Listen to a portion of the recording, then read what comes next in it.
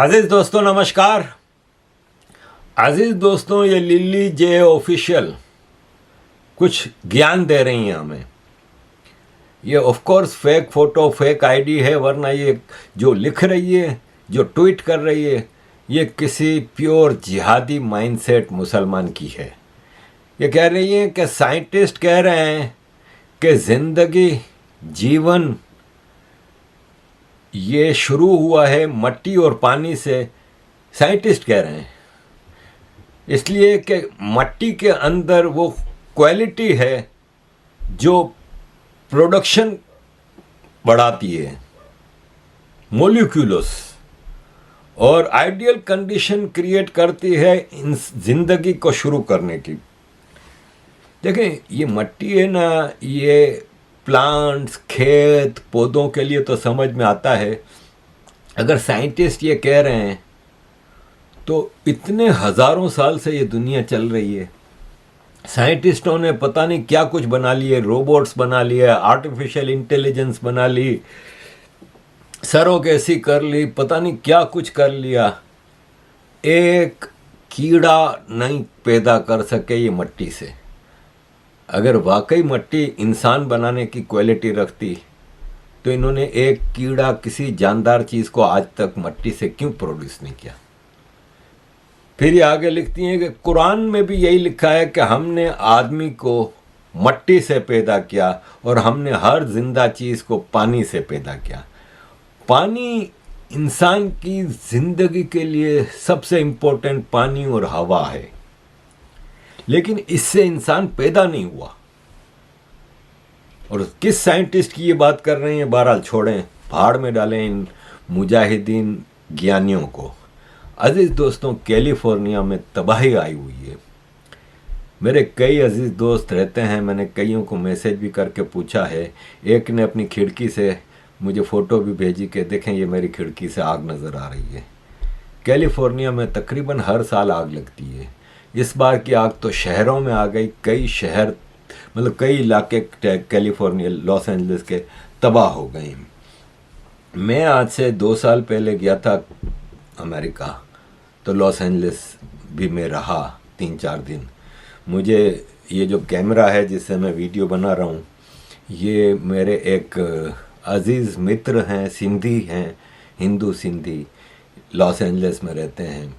उन्होंने ये कैमरा मुझे भेजा था। आज से 5 साल हो गए मेरा ख्याल है, और आज तक उनके कैमरे से बनाई हुई मेरी हज़ारों वीडियो सरफेस पे हैं। उन्होंने मुझे वहाँ पे पूरे लॉस एंजलिस का ट्रिप कराया था। मालिबो, जो कि आग की नज़र हो गया है, पूरा इलाका वो मैंने देखा था। मेरे बेटे ने मुझे कहा कि पापा, जब मैं उधर लॉस एंजलिस में था, उसने मुझे फ़ोन पे कहा कि पापा वहाँ पे एक इलाका है जो हम GTA गेम खेलते हैं ना, उसमें वहाँ पे वो इलाके में सारी चीज़ें होती हैं, और वहाँ पे एक जिम है, मुझे वहाँ पे देखना है, आप व्हाट्सएप पे मुझे दिखाओ। तो मैं स्पेशली उस इलाके में गया, सी साइड पे, और उस जिम में भी गया जो GTA गेम में था। और उस जिम का जो ऑर्गेनाइज़र था उसको मैंने जाके बोला, मैंने कहा ये मेरे बेटे GTA गेम में ये जिम देखते हैं, तुम ज़रा इनसे बात करो, और मैंने उनकी बात कराई थी। वो पूरा खूबसूरत इलाका आग की नज़र हो गया है। आग ने वहाँ पे बहुत बड़ी तबाही मचाई है, और ये अगेन लेफ्टिस्टों का कारनामा है। आप कहोगे हर चीज़ लेफ्टिस्ट पे डाल देते हो, तो अजीज़ दोस्तों, ये क्लाइमेट चेंज का जो ड्रामा है ना, ये लेफ्टिस्टों का क्रिएटेड है। ये लेफ्टिस्ट ही हैं जिन्होंने, ग्रेटा थुनबर्ग कौन है, इनकी ही क्रिएशन है। इसी तरह ये जो बिल गेट्स हैं, या ये जो दूसरे लेफ्टिस्ट हैं, ये जो डेमोक्रेटिक पार्टी के जो क्लिंटन के वाइस प्रेसिडेंट थे, अल गोर, वो सबसे बड़े ठेकेदार बने थे क्लाइमेट चेंज के हवाले से। जो डोनाल्ड ट्रंप ने तो पिछले ट्रंप टर्म में आके 2016 से 2020 क्लाइमेट चेंज से अमेरिका को निकाल दिया था, क्योटो प्रोटोकॉल से अमेरिका को निकाल दिया था, बोला ये सब टोपी ड्रामा है। अब उस क्लाइमेट चेंज के जो रूल्स अमेरिका के मुख्तलिफ लेफ्ट स्टेट्स में है ना, जहाँ पे लेफ्ट रूल कर रहा है, डेमोक्रेट रूल कर रहे हैं, वहाँ पे ऐसे ऐसे रूल्स बनाए गए हैं जो अक्ल हैरान रह जाती है।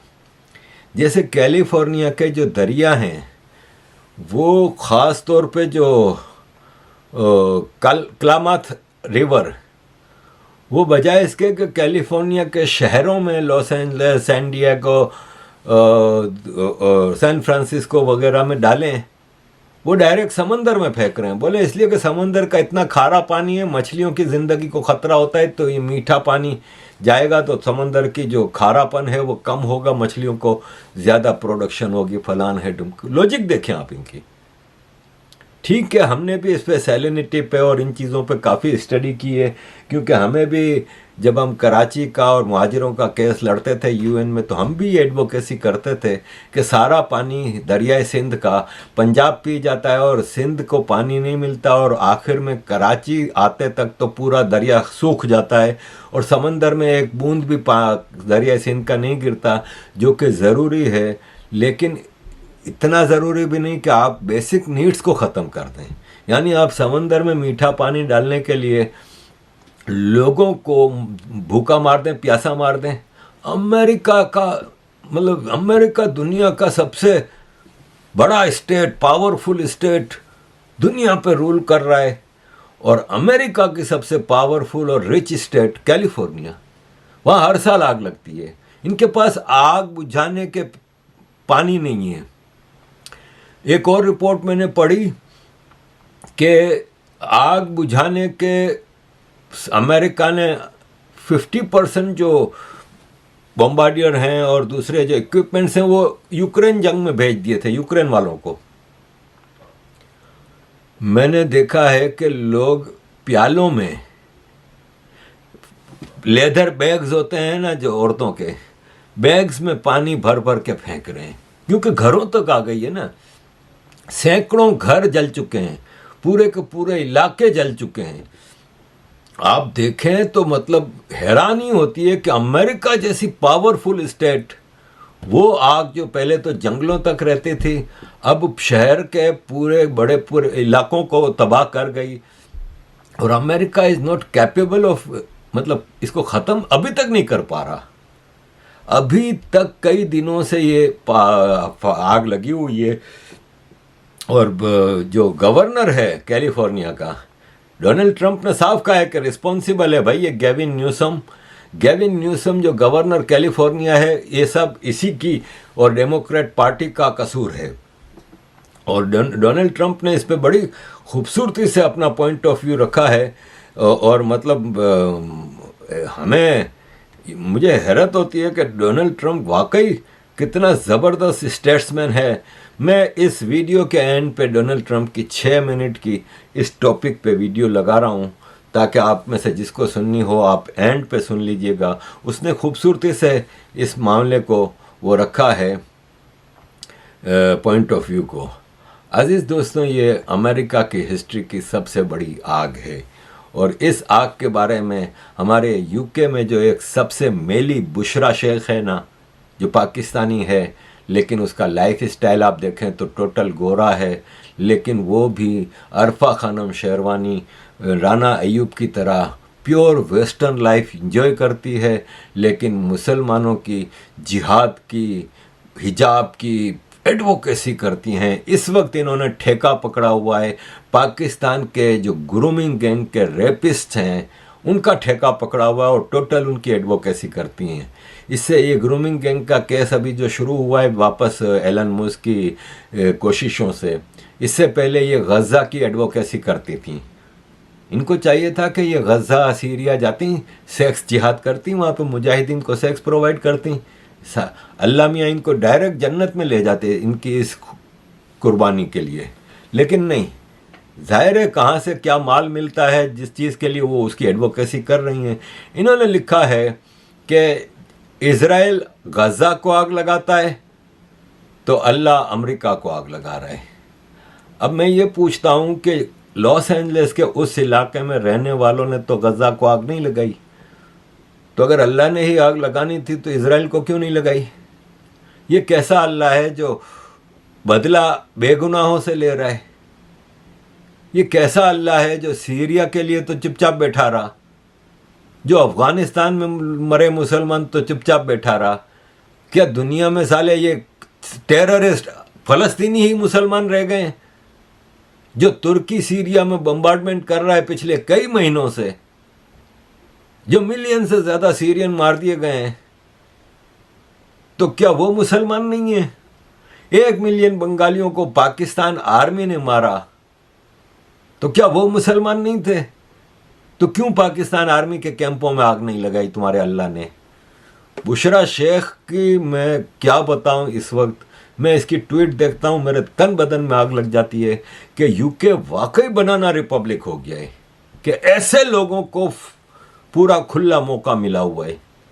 और जो विक्टिम्स हैं सेक्स ग्रूमिंग गैंग के, वो बेचारे डर के मारे आवाज़ तक नहीं उठा पा रहे। डोनाल्ड ट्रंप ने अपनी इलेक्शन कैंपेन के दौरान कहा था कि केयर स्टारमर ने लेबर पार्टी के काफ़ी लोग यहाँ पे भेजे हैं हमारे अमेरिका के इलेक्शन में कमाला हैरिस की मदद के लिए। तो जाहिर है फिर इलेक्शन जीतने के बाद डोनाल्ड ट्रंप ने तो पूरे हथियारों के साथ केयर स्टारमर को पकड़ना है। अजीज दोस्तों, एलन मस्क ने ऐलान जंग कर दिया है यूके और यूरोप के इस्लामिस्टों के खिलाफ, और उसने खुल के लिखना शुरू कर दिया है। ये जो ग्रूमिंग गैंग का मामला पिछले 25 साल से दबा हुआ था, किसी ब्रिटिश की हिम्मत नहीं थी कि वो इन पे उठे। एलन मस्क ने इस मुद्दे को उठा के ऐसे आसमान पे चढ़ा दिया है कि इस वक्त सबकी बोलती बंद है। ये कंजर्वेटिव पार्टी की चीफ हैं, ऋषि सुनक के बाद ये बनी हैं। ये डिमांड कर रही थी पार्लियामेंट में कि एक फुल फ्लेज यूके में इंक्वायरी कराई जाए ग्रूमिंग गैंग के हवाले से। कहीं नहीं कहा कि पाकिस्तानी हैं या मुस्लिम, उसने कहा इंक्वायरी कराओ। लॉजिक है ना, सिंपल सी बात है। प्राइम मिनिस्टर क्या कह रहा है? नहीं, इंक्वायरी तो नहीं होगी। वोटिंग हुई, वोटिंग में 364 लोगों ने कहा कि नहीं होगी, 111 ने कहा होगी। खत्म, फैसला हो गया, नहीं होगी। हैरत की बात यह है कि जो 364 लोग थे ना जिन्होंने कहा नहीं होगी, उसमें कई कंजर्वेटिव भी थे। और ग्रूमिंग गैंग के खिलाफ, इमिग्रेशन के खिलाफ सबसे बड़ी आवाज़ जो बनी थी सुएला ब्रेवरमैन, जो ऋषि सुनक की होम मिनिस्टर थी, और फिर ऋषि सुनक ने इमिग्रेंट्स के हवाले से और इस्लामिस्टों के हवाले से ब्रेवरमैन की पॉलिसी से इख्तलाफ करते हुए उनको कैबिनेट से निकाल दिया था। सुएला ब्रेवरमैन ने भी वोट नहीं डाला, ऋषि सुनक ने भी वोट नहीं डाला कि इंक्वायरी होनी चाहिए।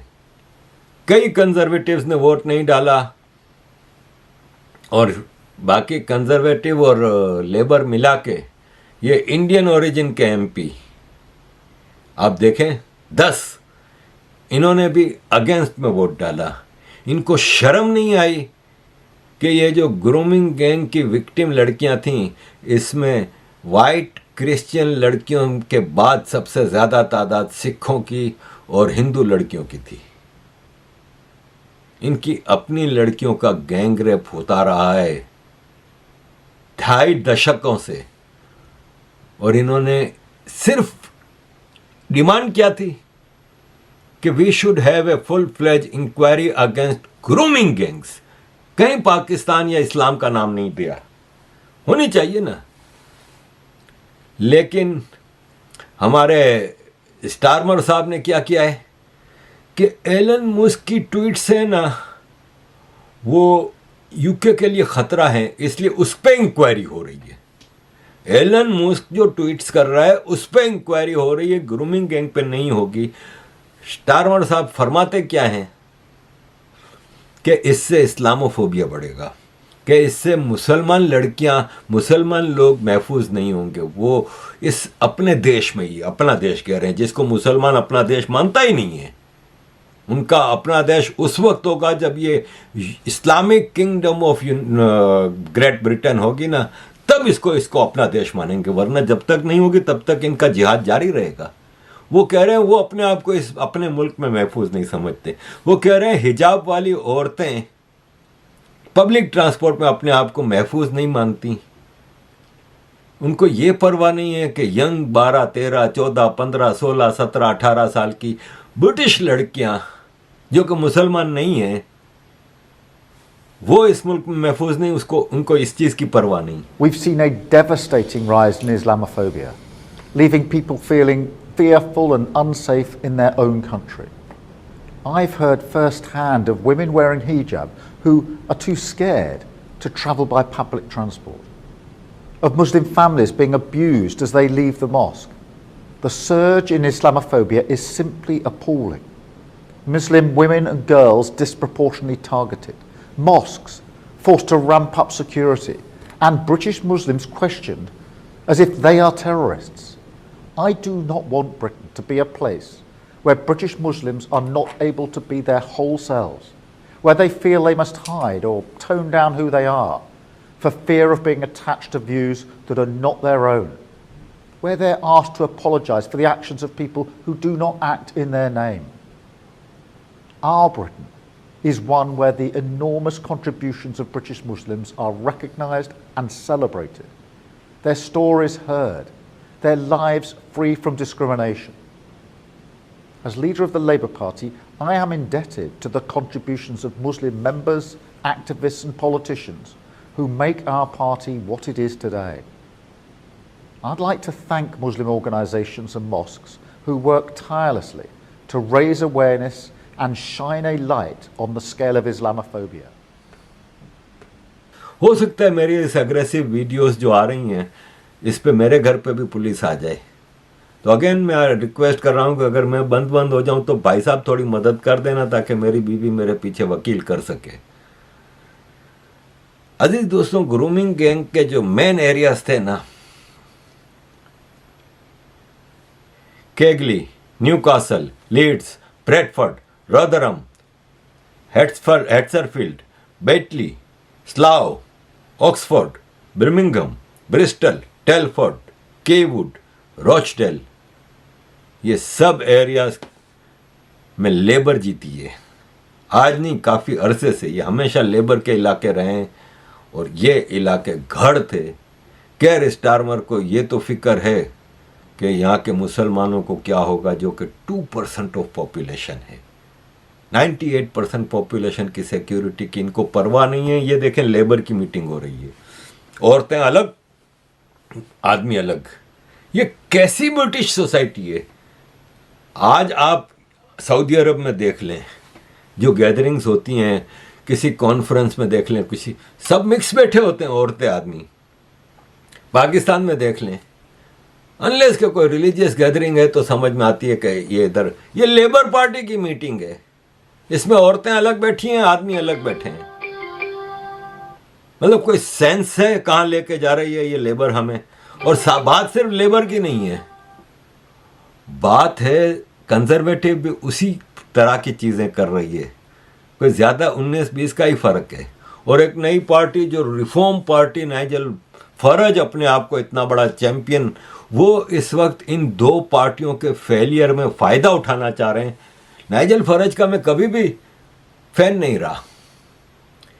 ये कई सालों तक यूरोपियन पार्लियामेंट का मेंबर रहा है ब्रेग्जिट से पहले, और ये ब्रेग्जिट का सबसे बड़ा एडवोकेट रहा है। बोरिस जॉनसन का दिमाग यूरोप से निकलने के लिए यही भरता रहा है। नाइजल फरज जब ये मेंबर ऑफ यूरोपियन पार्लियामेंट था, मैं ब्रसल्स में उससे एक बार मिला हूँ।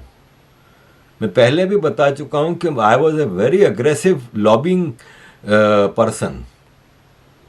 मुझे कराची से हमारे एक सेनेटर और एमपी आए थे, मैंने इनको बुलाया था कि यूरोपियन पार्लियामेंट में आपकी मीटिंग्स रखनी है। तो यूरोपियन पार्लियामेंट में 900 के करीब मेंबर ऑफ पार्लियामेंट पूरे यूरोप से, जर्मनी से, फ्रांस से, पूरे यूरोप से। इतनी बड़ी बिल्डिंग, मतलब आप सोचें कि उस बिल्डिंग में 900 के ऑफिस थे। हर ऑफिस में 3-3 कमरे होते थे। एक स्टाफ का कमरा होता था, एक मीटिंग रूम होता था और एक एमपी का कमरा होता था। इतनी बड़ी बिल्डिंग, उसमें भूल भुलैया होती थी सारी। और मैं जिस तरह अपने एमपी और सेनेटर को लेकर घूमता था, तो आरिफ भाई हम तो चकरा रहे हैं, हमें तो लगता है आप भी इधर मेंबर हैं, क्योंकि मैं रोज़ तकरीबन पार्लियामेंट में बैठा होता था वहाँ पे। और मैं रोज़ MEP से मेरी मीटिंग होती थी। 3 साल लगातार मैंने एग्रेसिव लॉबिंग की थी। नाइजल फरज अपॉर्चुनिस्ट, अभी अमेरिका के इलेक्शन में डोनाल्ड ट्रंप से मिलने गया था और उसकी लॉबिंग में वो किया था।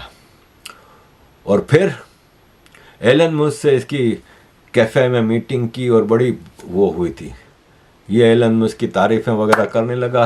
एलन मस्क ने ट्वीट कर दी कि नाइजल फरज की रिफॉर्म पार्टी को नए लीडर की ज़रूरत है। और एलन मस्क तो टॉमी रॉबिन्सन की वो कर रहा है एडवोकेसी, और नाइजल फरज टॉमी रॉबिन्सन को अपने लिए एक बहुत बड़ा ख़तरा समझता है।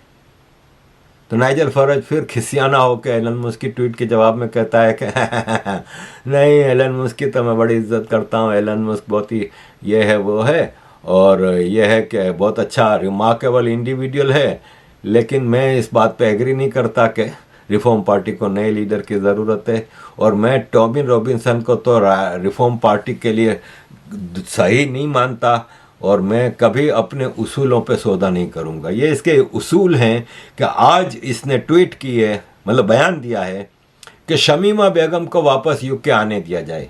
याद है ना वो शमीमा बेगम जो बंगाली लड़की थी जो सेक्स जिहाद करने ISIS के मुजाहिदीन को यूके से 3 लड़कियां लेके गई थी सीरिया में, और कई मुजाहिदीन के बिस्तर गर्म किए थे, कई से शादियां की थी और बच्चा भी पैदा किया था वहाँ पे। और जब ISIS का खेल ख़त्म हुआ था तो जब रेफ्यूजीज कैंप्स बने थे तो वहाँ पता चला ये तो ब्रिटिश लड़की है, लेकिन यूके ने उसको आने नहीं दिया। उसने अदालतों में केस किए, ब्रिटिश हाई कोर्ट तक केस गए, और आखिर यही फैसला हुआ कि नहीं, वो टेररिस्ट थी ना, टेररिस्ट की नेशनलिटी रिवोक करने का इनके पास राइट है। यहाँ पे यूरोप में जब नेशनलिटी देते हैं तो they give you some conditions. आप जब ओथ लेते हैं नेशनलिटी का तो आपको उसमें कई चीज़ें होती हैं कि मैं टेररिज्म नहीं करूँगा, मैं ब्रिटिश या फ्रेंच हूँ तो फ्रेंच इंटरेस्ट के ख़िलाफ़ काम नहीं करूँगा, फलान ढुमकान। तो उस पर इसकी नेशनलिटी रिवोक हुई। तो आज नाइजल फरज साहब कहते हैं उसको वापस आने दिया जाए। ये कैसी मिसाल कायम करना चाहते हैं? अजीज़ दोस्तों, बहुत सारी चीज़ें हैं। Care Starmer British prime minister ने एलन मस्क को जवाब दिया है कि ये जितने लोग इस वक्त एलन मस्क की और ग्रूमिंग गैंग के ऊपर ट्वीट्स कर रहे हैं ना, ये सब एक्सट्रीम राइट विंग हैं। अब अपनी ब्रिटिश लड़कियों के साथ होने वाले इतने बड़े अत्याचार पे इंक्वायरी की डिमांड करना तो फार राइट है। तो Keir Starmer, you are not my prime minister, you are a far left. Thank you very much अजीज दोस्तों for all your support. Kindly keep supporting. Governor Gavin Newsom, are you willing to work with him, and do you believe that federal aid should be provided to California for as long as it takes? Well, it's very sad because I've been trying to get Gavin Newsom to allow water to come. You'd have tremendous water up there. They send it out to the Pacific because they're trying to protect a tiny little fish, which is in other areas, by the way, called the smelt.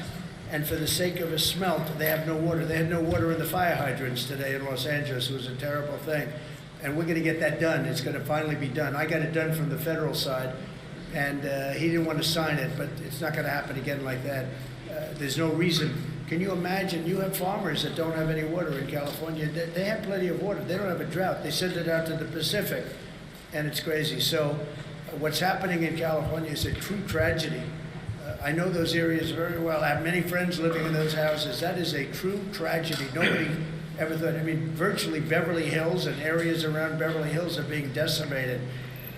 The biggest homes, some of the most valuable homes in the world are just destroyed. I don't even know. You know, you talk about a tax base.